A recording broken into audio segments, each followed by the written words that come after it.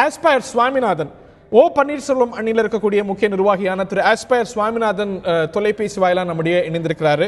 ஒரு முக்கியமான டெவலப்மெண்ட் திரு சுவாமிநாதன், உங்க அணியில தொடர்ந்து நீங்க முதலமைச்சரை பார்த்து கேட்ட கேள்வி இதுதான். முதலமைச்சர் நிலைப்பாட்டை வெளிப்படுத்தணும், அமைச்சர் ஜெயக்குமார் பேசுறாரு, மற்றவங்க பேசுறாங்க, முதலமைச்சருடைய பார்வை என்னன்னு கேட்டீங்க, வெளிப்படுத்திருக்கிறாரு. டு வெல்கம் திஸ், உங்களுடைய பார்வை என்ன திரு சுவாமிநாதன்? இல்ல, அண்ணா திமுக 2 அணிகளாக இருந்துச்சு. புரட்சி தலைவி அம்மா அணி அண்ணன் ஓபிஎஸ் தலைமையிலும், அம்மா அணி அப்படின்னு யார் தலைமைன்னு தெரியாமலும் இருந்துச்சு. இந்த அம்மா அணி இன்று அம்மா 1 அம்மா 2 என்று மீண்டும் 2ஆக பிளவுபட்டு கிடக்கிறது. அந்த அட்ரஸ் பண்ணும் விதமாக டிடிவி தினகரன் அவருடைய நியமனம் செல்லாதுன்னு சொல்லியிருக்கிறாங்களே வழிய வேறு எந்த விதமான ஒரு நிலைப்பாடும் அவர் எடுத்ததா நமக்கு தெரியல. அம்மா 1 அம்மா 2 அப்படிங்கிற 2 அணிகள் இல்ல, அம்மா 2 அவுட், அம்மா 1 தான் இருக்கு அப்படிங்கறது தான் எஸ்டாப்ளிஷ் பண்றதுக்கான ஒரு அறிவிப்பை வழிய வேற எந்த விதமான டேக்அவேயும் இதுல இருக்கிற மாதிரி எனக்கு தெரியல. இல்ல, இது மர்ஜருக்கான சமிஞையா நீங்க பாக்கலையா? இல்ல, எங்களுடைய கோரிக்கைகள் 2. தர்மயுதம் தொடங்கப்பட்ட முதல் நாளிலிருந்து இன்று வரை சசிகலா குடும்பத்தினர் கட்டுப்பாட்டிலிருந்து கட்சி விடுவிக்கப்பட வேண்டும். To that extent, everybody has to be expelled from the party. 2வது, அம்மாவுடைய மர்மமான இறப்பிற்கு நீதி விசாரணையோ முதல் கண்டிஷனை இன்னைக்கு முதலமைச்சர் ஃபுல்ஃபில் பண்ணிருக்கதா நினைக்கலையா? அறிவிப்பு முன்னாடி தான் இருக்கு.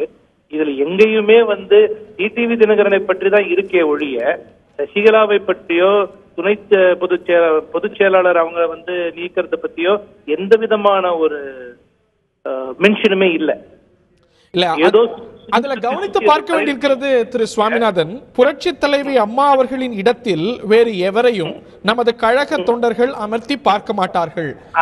அதனது பொருள் சசிகலாவை அப்படி அமர்த்தி பார்க்க தொண்டர்கள் விரும்பலங்கிறது. இன்னொன்னு, அந்த நியமனத்தை பத்தி சொல்லும் பொழுதும், லெட் மீ கம்ப்ளீட், இந்த நியமனத்தை பத்தி சொல்லும் பொழுதும் சட்டத்திட்ட விதிகளின்படி புதிய பொதுச் செயலாளர் தேர்ந்தெடுக்கும் வரைக்கும் தான் சசிகலாங்கிற அரேஞ்ச்மெண்ட் அப்படின்னு சொல்றாங்க. சோ ரொம்ப அன்ஆம்பிகுவஸா வெளிப்படுத்துறதா நினைக்கலையா நீங்க? அப்படின்னா அது வரைக்கும் இன்றைய தேதியில் சசிகலா இருக்காங்கன்றத நம்மளே அஸ்யூம் பண்ணிக்கணுமா? ஒண்ணு, இதுலயுமே ஒரு கிளாரிட்டி இல்ல. They have asserted their stance with respect to TTV Dinakaran, but வழவழா குழகலான்னு சொல்லியிருக்கிறாங்க with respect to சசிகலா. இது ரொம்ப கிளியரா இருக்கு. இது அம்மா அணி 1 அம்மா அணி 2க்குள்ள இருக்கிற டிஸ்பியூட்டை சால்வ் பண்ற ஒரு அறிக்கையை ஒழிய இது புரட்சி தலைவி அம்மா அணி இணையுமா இல்ல எங்களை இணையறதுக்கான ஒரு முகாந்திரம் ஏற்பட்டிருக்கான்னா அப்படி எதுவும் எங்களுக்கு தெரியவில்லை. அதற்கான வாய்ப்புகள் இல்ல அப்படின்னு நிராகரிக்கிறீங்களா, ரூல் அவுட் பண்றீங்களா?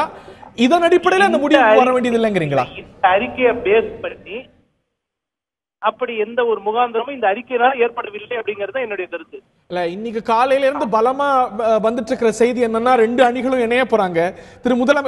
துணை முதலமைச்சரா திரு பன்னீர்செல்வத்தை கொண்டு வரதுக்கான வாய்ப்பு இருக்குன்னு இன்னைக்கு மாண்புமிகு அண்ணன் ஓபிஎஸ் அவர்கள் திருச்சி விமான நிலையத்தில் இனி இணைப்பு பற்றிய பேச்சுவார்த்தையே கிடையாது, கோயம்புத்தூர் விமான நிலையத்தை மன்னிக்கவும், இன்னைக்கு அதை சொன்னாரோ, யார் வேணுமோ எங்களோடு இணைந்து கொள்ளலாம் அப்படின்னு சொன்னாரோ, அன்னில இருந்து ரூமர்ஸ் ஆஃப் மர்ஜர் நாளுக்கு நாள் அதிகரித்துக் கொண்டேதான் இருக்கிறது. இன்னி வரைக்கும் எங்க தலைமையில இருந்தோ எந்த விதமான ஒரு அதற்கு மாறுபட்ட ஒரு எண்ணம் இன்று வரைக்கும் உதிக்கல. இன்னைக்கு அம்மா அணி 1 அம்மா அணி 2க்குள்ள நடந்திருக்கிற ஒரு தகராற முற்றுப்புள்ளி வைக்கும் வகையிலாக திரு எடப்பாடி பழனிசாமி அவர்கள் அவருடைய பொசிஷனை அசெப்ட் பண்ணியிருக்கிறாரு. இது எப்படி நீங்க நாங்க இதனால இணைவோமா நீங்க கேட்கறதுல எனக்கு என்ன அர்த்தம் இருக்குன்னு எனக்கு புரியல.